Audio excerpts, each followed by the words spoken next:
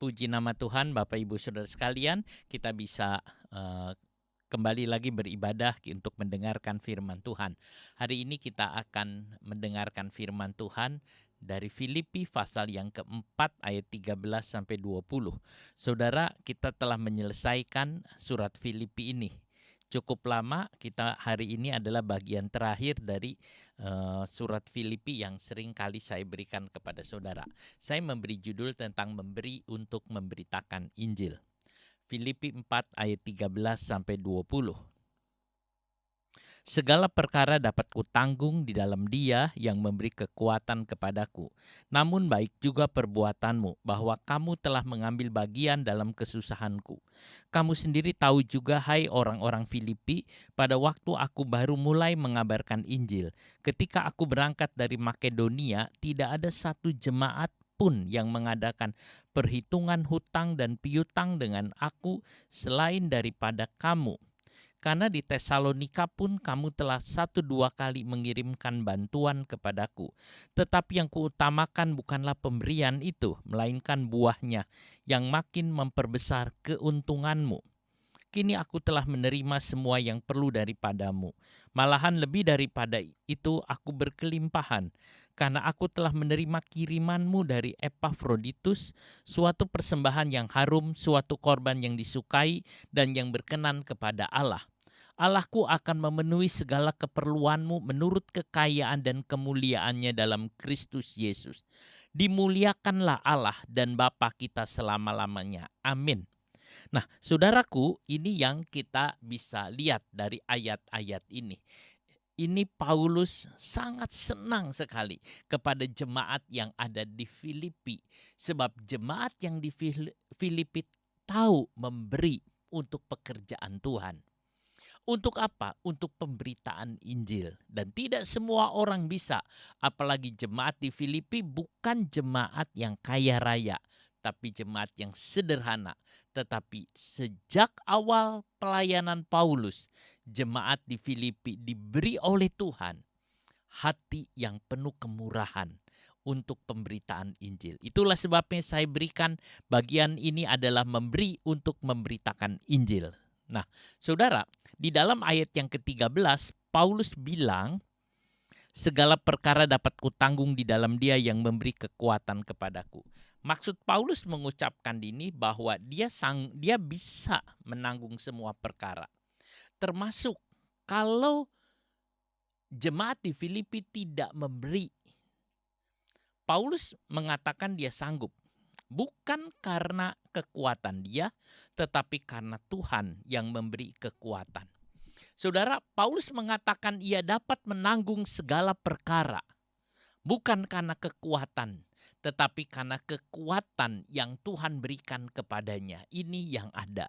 Nah, jadi kita lihat, Paulus berkata dia sanggup. Dia sudah banyak mengalami kesukaran, saudara, dalam hidup ini. Kesukaran yang hebat-hebat yang manusia jarang mengalaminya. Paulus pernah mengalami persekusi, dianiaya, dicambuk sampai 39 kali cambukan yang namanya disesah, saudara. Paulus pernah dilempari batu, dirajam. Dia dipenjara, dia pernah kelaparan, dia pernah bertelanjang, dia pernah melawan singa, saudara. Itu yang Paulus alami. Kesukaran. Tetapi dia bisa melewati kesukaran itu. Kesukaran yang besar itu dia bisa melewati. Dan dia bisa menghadapinya. Sebab Tuhan yang memberi kekuatan kepadanya. Itu yang Paulus katakan. Apalagi kalau hanya masalah kecil. Paulus berkata, semua bisa.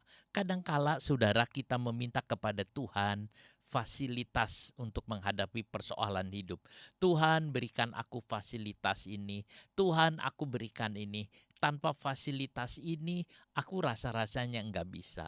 Tetapi saudara, kadangkala Tuhan tidak memberikan fasilitas yang kita minta.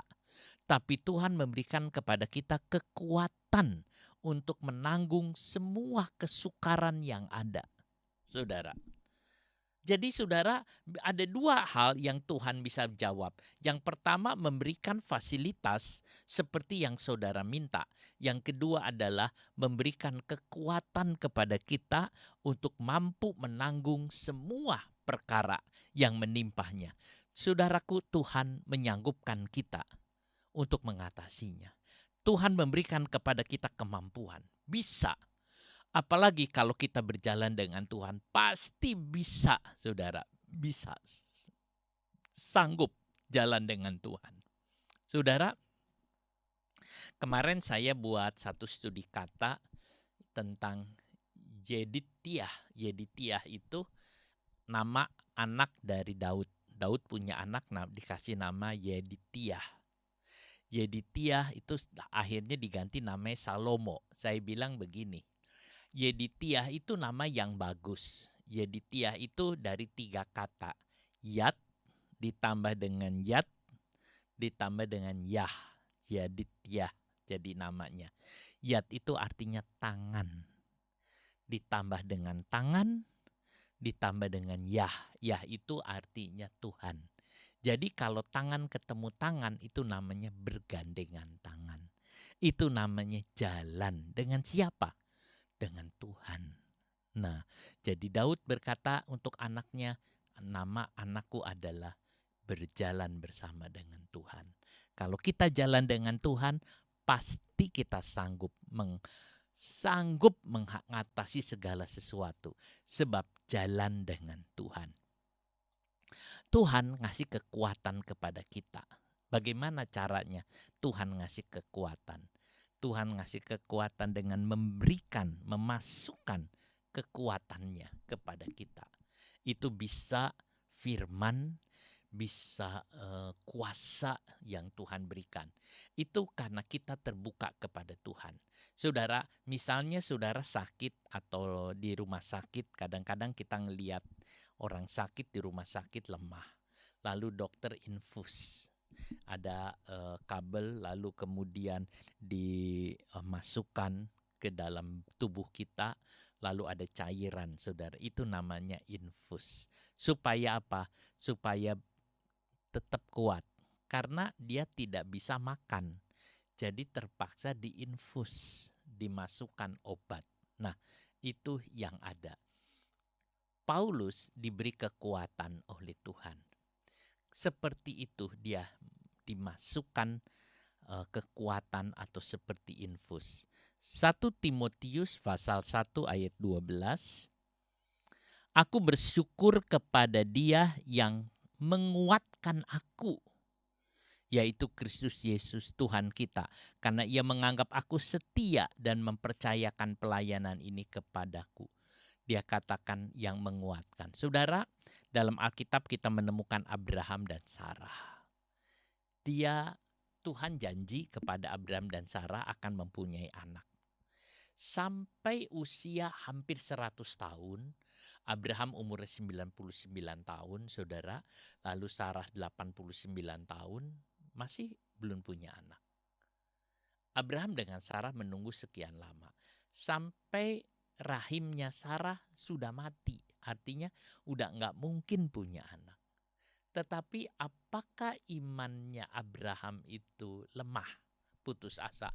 Oh ya udah, kalau memangnya nggak bisa punya anak ya sudah, nggak apa-apa. Tidak, saudara. Iman mereka itu tetap kuat. Padahal faktanya itu sudah mati, udah nggak mungkin. Faktanya itu udah nggak mungkin, tetapi imannya tetap kuat. Kenapa imannya kuat? Karena diberi kekuatan, diinjeksi oleh Tuhan. Seolah-olah diberikan infus. Lalu Abraham dengan Sarah tetap percaya, tetap kuat. Dan akhirnya lahir Ishak, anak yang dijanjikan. Ishak lahir itu mujizat. Lahir dalam rahim yang memangnya sudah mati. Itulah sebabnya percaya kepada Tuhan dalam segala hal. Bagaimana Tuhan memberi kekuatan kepada Paulus? Ya Tuhan membiarkan dalam diri Paulus ada duri, saudara. macam-macam ya.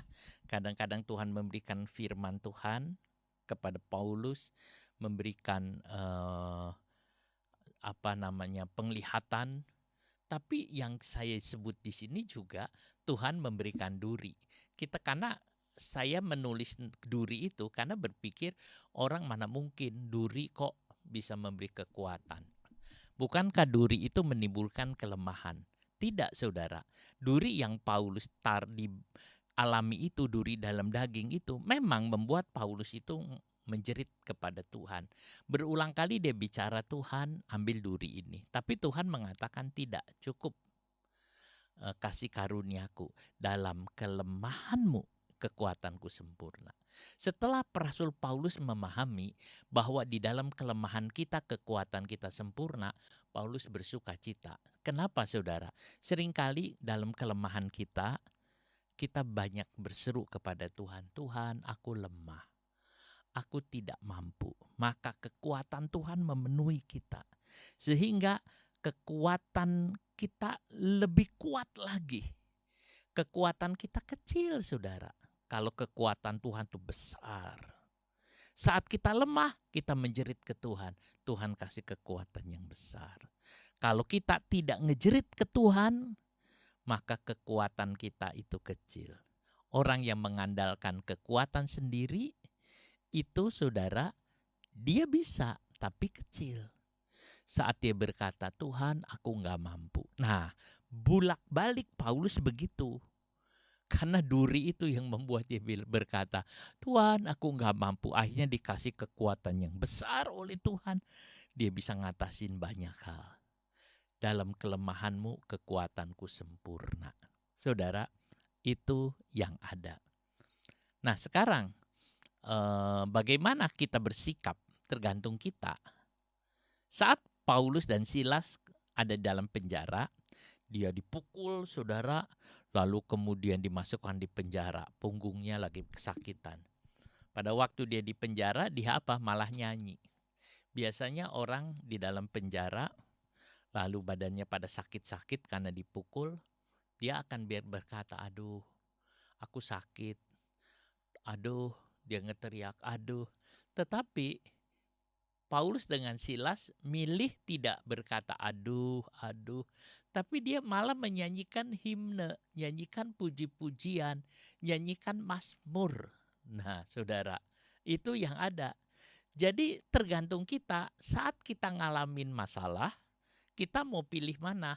Mau milih pakaian warna yang cerah atau mau milih pakaian warna yang gelap? Umumnya orang yang lagi mengalami kesusahan dan kesedihan, dia kepengen tersembunyi, milih pakaian yang gelap. Dia pilih pakaian yang hitam, yang gelap-gelap saudara, warna gelap. Nah, warna depresi, warna putus asa. Tapi kalau hati lagi gembira, milih pakaian yang cerah. Tergantung. Saat saudara ngalamin kesulitan dalam hidup, saudara milih pakaian apa? Pakaian yang cerah atau pakaian yang gelap? Kalau saudara memilih pakaian yang cerah, saudara menang seperti Paulus. Tuhan akan kasih kepada saudara pakaian dengan warna yang tepat untuk kita hadapi. Kadang-kadang tergantung kita, saudara. Saudara mau milih pakaian apa? Kalau saudara mau milih pakaian yang gelap, ya sudah.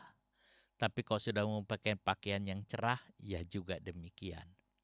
Filipi 4 ayat yang ke-14, baru Paulus menyinggung tentang jemaat di Filipi. Dia berkata, aku juga senang. Dia berkata terhadap apa yang dilakukan oleh jemaat. Dia bilang, namun baik juga perbuatanmu, bahwa kamu telah mengambil bagian dalam kesusahanku. Paulus bilang baik perbuatanmu sebab kamu telah mengambil bagian dalam kesusahanku. Nah, Paulus sanggup menangani perkara. Tetapi kalau ada jemaat yang bantu dia senang. Nah, ia melihat jemaat mau mengambil bagian. Kalau ada orang yang mengambil bagian dari pelayanan pekerjaan Tuhan, bukan hanya pemimpin yang senang, Tuhan juga senang. Kalau ada jemaat berkata, aku mau mengambil bahagian dari pekerjaan Tuhan, maka itu senang. Jemaat di Filipi bukan jemaat kaya, tapi dia ngerti apa yang dia harus lakukan. Sehingga dia mau memberikan apa yang ia punya bagi pekerjaan. Bahkan kadang-kadang dia memberi berlebih-lebih. Dia memberi berlebih-lebih. Nah, ia mau menanggung beban pekerjaan Tuhan. Siapa yang mau menanggung beban pekerjaan Tuhan? Apa saudara mau menanggung beban pekerjaan Tuhan? Beban penginjilan, beban misi yang Tuhan berikan. Kita harus mau menanggung beban itu. Paulus ingat waktu dia pertama kali memberitakan Injil di Makedonia, tidak ada yang bantu dia. Gak ada. Tapi jemaat di Filipi mau menolong. Sehingga Paulus merasa punya utang kepada jemaat di Filipi. Dia mau menolong. Tidak ada yang bantu dia. Tidak ada. Seolah-olah ya sudah jalan sendiri. Tapi jemaat di Filipi enggak begitu. Dia mau. Masih muda. Jemaat Filipi itu masih muda. Artinya ya baru bertumbuh. Tapi ia punya beban kepada pekerjaan Tuhan. Luar biasa. Ini gereja akan bisa tumbuh. Gereja di Filipi, gereja yang komitmen kepada penginjilan dunia. Pada waktu Paulus pergi kemanapun, jemaat di Filipi mengatakan, ayo kita beri, kita bantu. Supaya pekerjaan Tuhan bisa baik. Kita harus mendukung pemberitaan Injil. Saudara harus mendukung pemberitaan Injil. Saudara harus mendukung semua pemberita Injil. Kata Tuhan betapa elok kaki pemberita Injil. Itulah sebabnya saudara harus ambil bahagian dengan orang yang kakinya elok. Saudara, kita harus mendukung pemberitaan Injil. Bahkan Tuhan akan datang setelah semua orang mendengar Injil. Kalau saudara semua ambil bahagian, saudara tidak bisa pergi. Tapi saudara bisa memakai apa yang saudara punya untuk membantu. Jemaat di Filipi tidak bisa memberitakan Injil, tapi ia bisa memberi bantuan, dia bisa memberi uang, dia bisa memberikan yang lain. Supaya Paulus bisa pergi kemana-mana untuk memberitakan Injil. Karena Injil harus dikabarkan kemana-mana. Ya, mereka mengambil bagian bersama. Saudara, Injil harus diberitakan di mana-mana. Walaupun ada COVID, tapi Injil harus diberitakan di mana-mana. Karena Injil adalah keselamatan. Injil adalah kabar baik keselamatan bagi semua manusia. Injil harus sampai ke pelosok-pelosok, ke dunia-dunia yang tidak mungkin bisa dimasuki. Tapi Injil harus juga masuk. Apakah Paulus berterima kasih atas pemberian jemaat di Filipi? Mungkin waktu dia dapat kiriman, Paulus mengatakan terima kasih, terima kasih.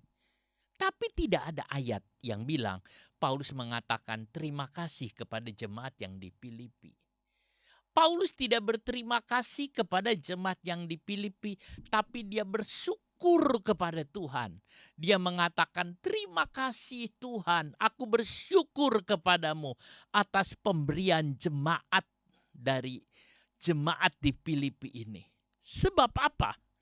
Bukan karena Paulus dapat sumbangan, lalu dia bersyukur Tuhan ada tambahan uang. Bukan. Tapi karena Paulus melihat bahwa jemaat di Filipi itu cinta pekerjaan Tuhan. Bahwa jemaat di Filipi itu imannya tumbuh sehingga dia punya pengertian untuk memberi.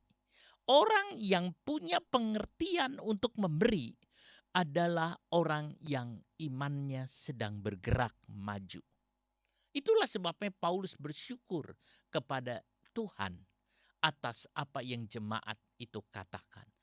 Paulus juga tidak menyebut bahwa pemberian jemaat adalah keuntungan baginya. Paulus tidak mengatakan, engkau telah memberi, aku untung dapat bantuanmu. Aku untung dapat bantuanmu.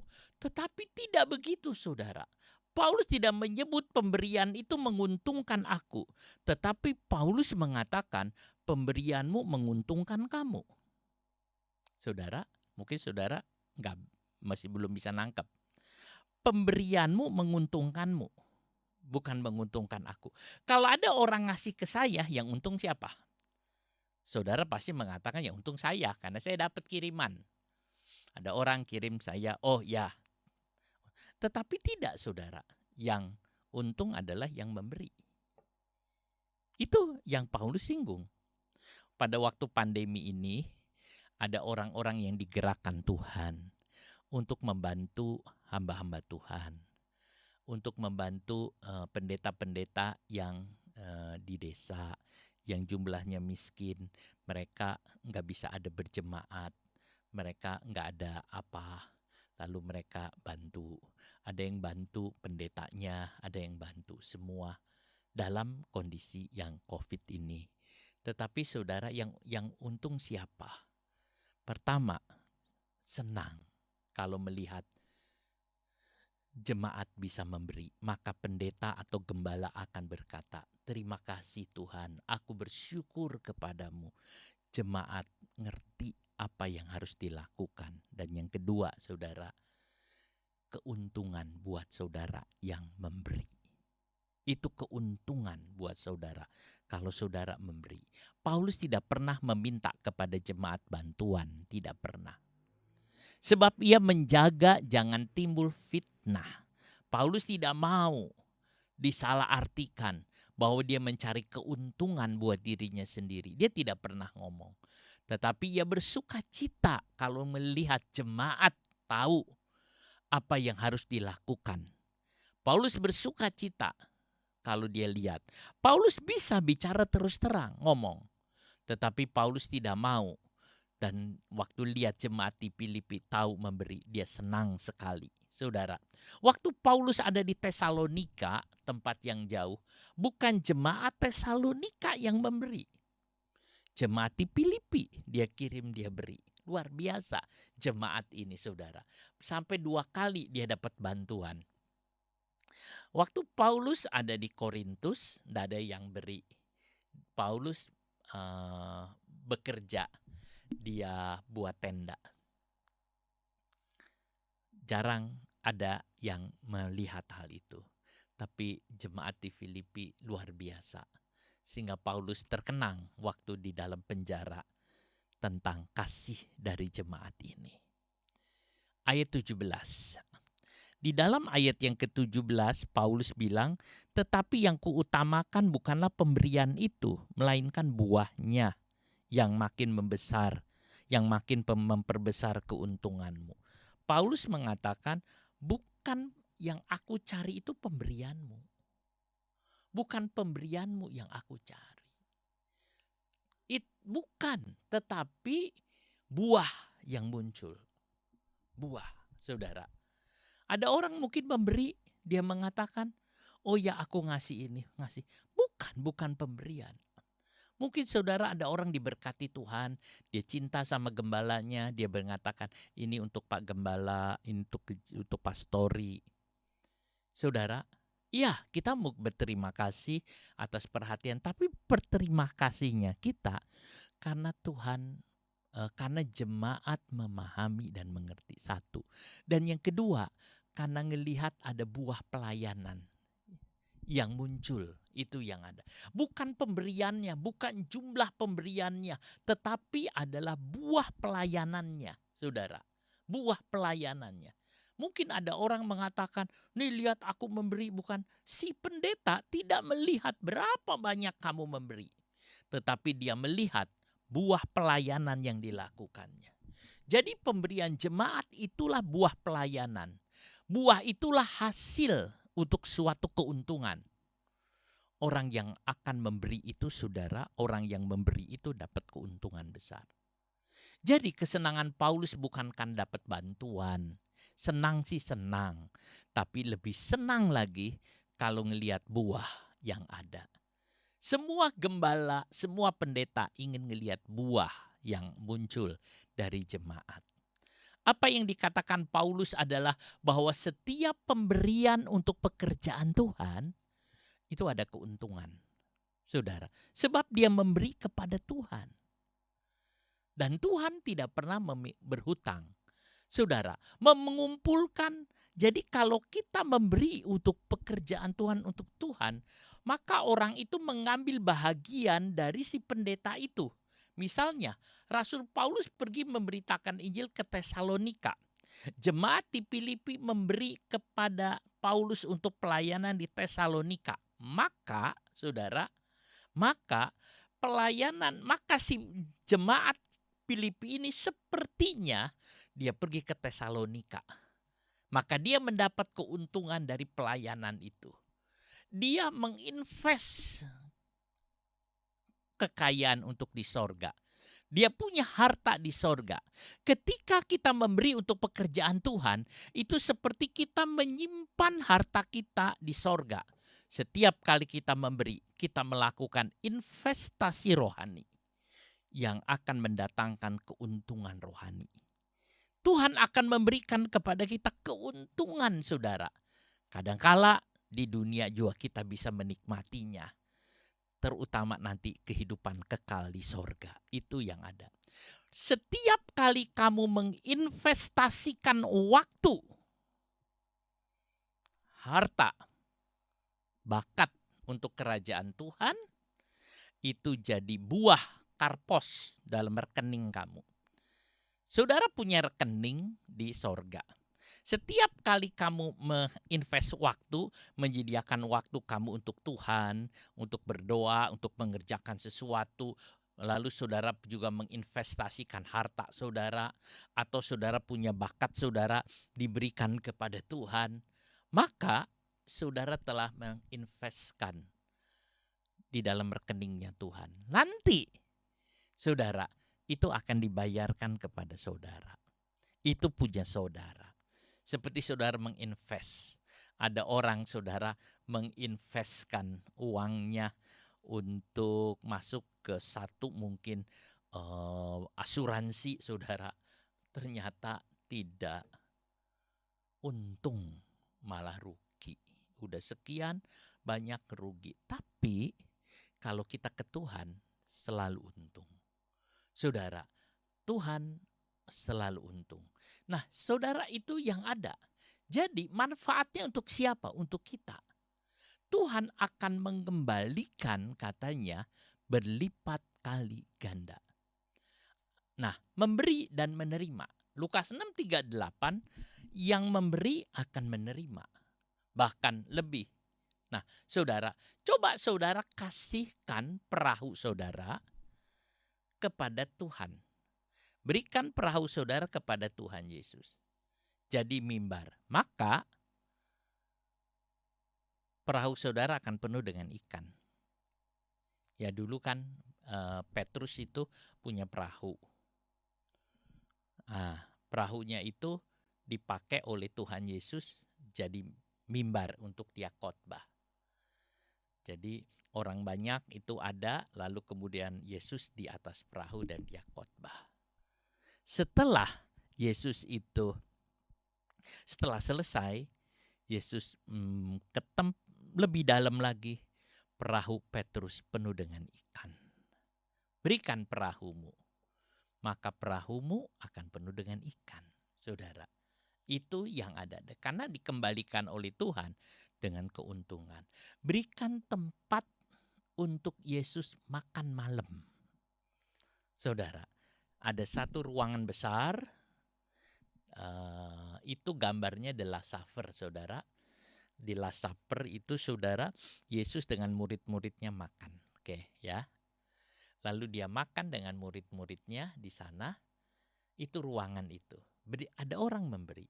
Saudara, Kisah 2, ruangan itu penuh Roh Kudus.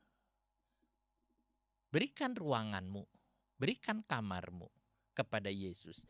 Berikan tempatmu, katakan, ini adalah tempat untuk Tuhan, tidak boleh untuk yang lain.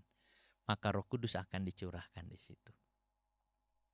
Saya kadang-kadang berkata begini, ini kan saya ada di ruang rekaman. Tuhan, ruang rekaman ini biar menjadi seperti pondok Daud, di mana ada tabut Tuhan, perjanjian lama. Artinya saudara, ada tabut Tuhan, di mana ini diberikan kepada engkau Tuhan. Nanti saya percaya Tuhan akan curahkan Roh Kudus-Nya. Berikan roti dan ikan milikmu. Kamu punya roti dan ikan, berikan. Saya punya 5 ketur roti dan 2 ekor ikan. Nggak apa-apa, berikan ke Tuhan. Maka Tuhan akan bikin kamu puas. Ditambah sisanya 12 bakul. Jadi memberi kepada Tuhan itu tidak rugi. Itu yang kita lihat. Di ayat 18, Paulus berkata, nyebut kiriman jemaat atau kini aku telah menerima semua, dia mengatakan, daripadamu malahan lebih daripada itu aku berkelimpahan. Paulus bilang aku berkelimpahan karena aku telah menerima kirimanmu dari Epaphroditus, satu persembahan yang harum. Saudara, apa yang saudara beri, apa yang jemaat Filipi beri, kata Paulus itu persembahan korban persembahan yang baunya harum. Nah, kalau saudara memberikan persembahan kepada Tuhan dan Tuhan bilang itu korbannya baunya harum, saudara senang. Pasti saudara akan mengatakan, terima kasih Tuhan, korbanku baunya harum. Saudara lihat, Habel mempersembahkan korban baunya harum kepada Tuhan. Kain mempersembahkan korban tidak ada bau apa-apa. Tidak ada bau harum. Tuhan berkenan kepada Habel. Kalau saudara korban saudara disebut berbau harum, itu artinya korban saudara diterima oleh Tuhan. Bukankah itu senang saudara? Nah, pernahkah kita merenungkan bahwa pemberianmu untuk pekerjaan Tuhan baunya harum di hadapan tahta Allah di sorga? Waktu saudara memberi seperti ada asap ke atas, ke tahta Allah dan baunya harum. Bukankah ini memberikan kepada kita keinginan untuk memberi? Keinginan memberi. Bahkan di dalam ayat ini dikatakan korban itu disukai dan berkenan kepada Allah. Saudara, bagaimana kalau korban kita disukai dan berkenan kepada Allah? Bukankah juga ini indah? Saudara, itu yang ada. Ini korban ucapan syukur kepada Tuhan. Jadi Paulus mengatakan di sini korban itu harum baunya, disukai oleh Tuhan dan yang berkenan kepada Allah. Saudara, kalau saya memberikan korban, persembahan, lalu hati saya itu senang dari Tuhan, ada senang sekali dari Tuhan, kesukaan dari Tuhan, itu berarti korban saya baunya harum. Lalu kemudian disukai oleh Tuhan. Saudara, saya akan ngasih lagi. Kasih lagi.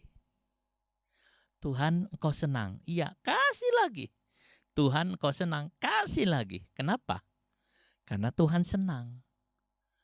Saudara, kalau Tuhan senang, sudahlah saudara.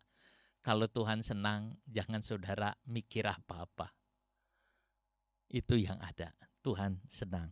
Lalu di ayat 19, baru Paulus bilang, Allahku akan memenuhi segala keperluanmu menurut kekayaan dan kemuliaan dalam Kristus Yesus. Kalau Tuhan senang, Allah berkenan, Allah akan memberikan segala keperluanmu. Keperluanmu akan diberi oleh Tuhan. Keperluanmu akan dikasih. Menurut apa? Menurut kebutuhanmu? Tidak. Menurut kekayaannya. Apa bedanya? Tuhan, saya butuh ini Tuhan. Lalu Tuhan kasih yang kamu butuhkan? Tidak. Tuhan kasih lebih dari yang kamu butuhkan. Sebab dia sangat kaya raya. Sangat berpenuh dengan kasih. Apa bedanya? Kalau saudara butuh, misalnya aku nih butuh uang 1 juta. Lalu ada orang ngasih uang 1 juta. Misalnya ada orang kaya saudara.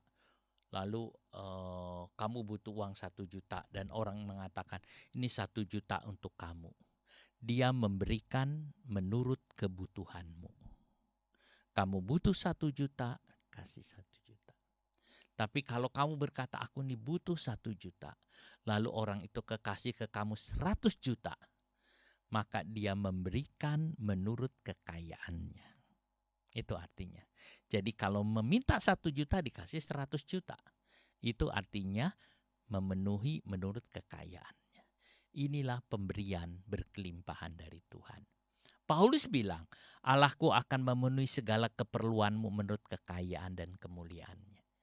Apa yang saudara inginkan, dia akan memberi lebih lagi dan lebih lagi. Saudara, apakah saudara mau memberi waktu saudara, hidup saudara? Apalagi kalau saudara mempersembahkan hidup saudara semuanya untuk Tuhan. Tuhan lebih senang lagi, saudara. Kemudian di ayat 20, Paulus memuliakan Tuhan dengan pujian yang mengalir karena sukacitanya yang melimpah.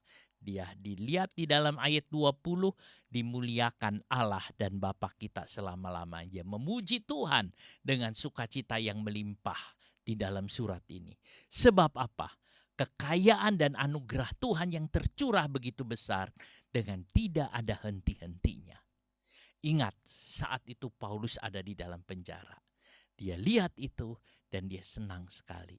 Dia mengatakan kepada jemaat di Filipi, ya, kerjakan semua yang sudah kamu kerjakan. Tuhan senang. Persembahanmu baunya harum. Saudara yang sudah juga memberi untuk pekerjaan Tuhan. Saudara yang sudah melakukan banyak hal untuk pekerjaan Tuhan, untuk penginjilan, untuk semua hal-hal yang berhubungan dengan rohani.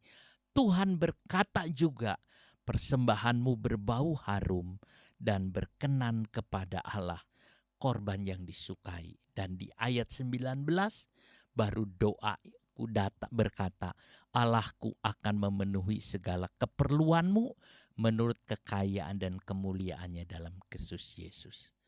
Paulus melihat dan mengalaminya. Tidak mengherankan bahwa Paulus menutup bagian yang indah ini dengan doksologi.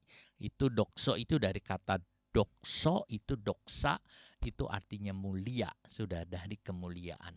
Dia memuliakan, dia membesarkan Tuhan. Dan dia berkata, dan diberkatilah namanya yang mulia selama-lamanya.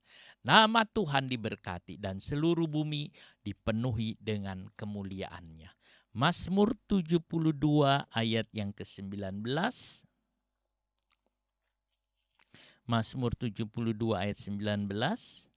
Dan terpujilah kiranya namanya yang mulia selama-lamanya.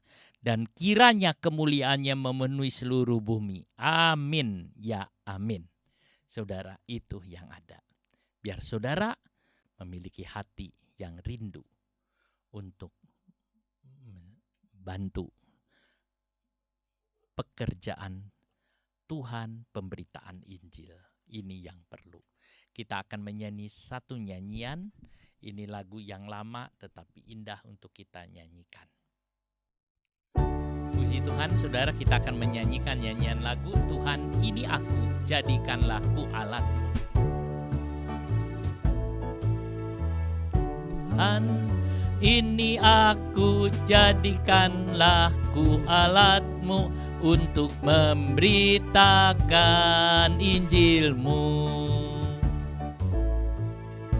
Tuhan ini aku, jadikanlah ku hambamu untuk melakukan firman-Mu. Penuhi hidupku dengan roh-Mu, agar ku jadi saksi-Mu. Pakailah hidupku dan urapilah untuk kemuliaan nama-Mu. Sekali lagi katakan, Tuhan ini aku, jadikanlah ku alat-Mu untuk memberitakan Injil-Mu. Tuhan ini aku, jadikanlah ku hamba-Mu untuk melakukan firman-Mu.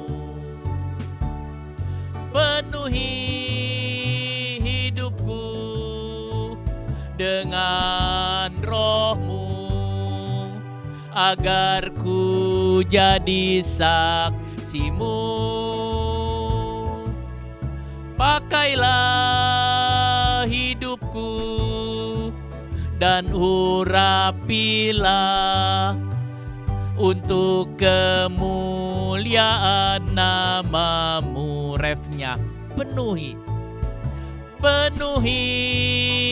hidupku dengan Roh-Mu, agar ku jadi saksi-Mu. Pakailah hidupku dan urapilah untuk kemuliaan nama-Mu. Kita berdoa. Saudara, milikilah hati untuk mencari jiwa-jiwa. Milikilah hati untuk ambil bagian dalam pemberitaan Injil. Karena ini adalah pekerjaan Tuhan Yesus. Bapa di sorga, hari ini kami datang kepadamu. Biar firman yang sudah diberitakan termeterai dalam hidup kami. Dan kami boleh mengerti betapa jemaat di Filipi, jemaat yang tidak besar, tidak kaya, tapi hatinya mengambil bagian dalam pekerjaan-Mu. Dan Kau senang untuk itu. Ajar juga kami Tuhan melakukan kehendak-Mu, supaya Engkau senang dengan pekerjaan yang ada. Terima kasih banyak Bapa, terima kasih. Terpujilah akan nama-Mu Tuhan. Biar firman-Mu ini Tuhan berbicara dalam hidup kami dan berkata-kata di dalam kami. Terima kasih Roh Kudus, terima kasih.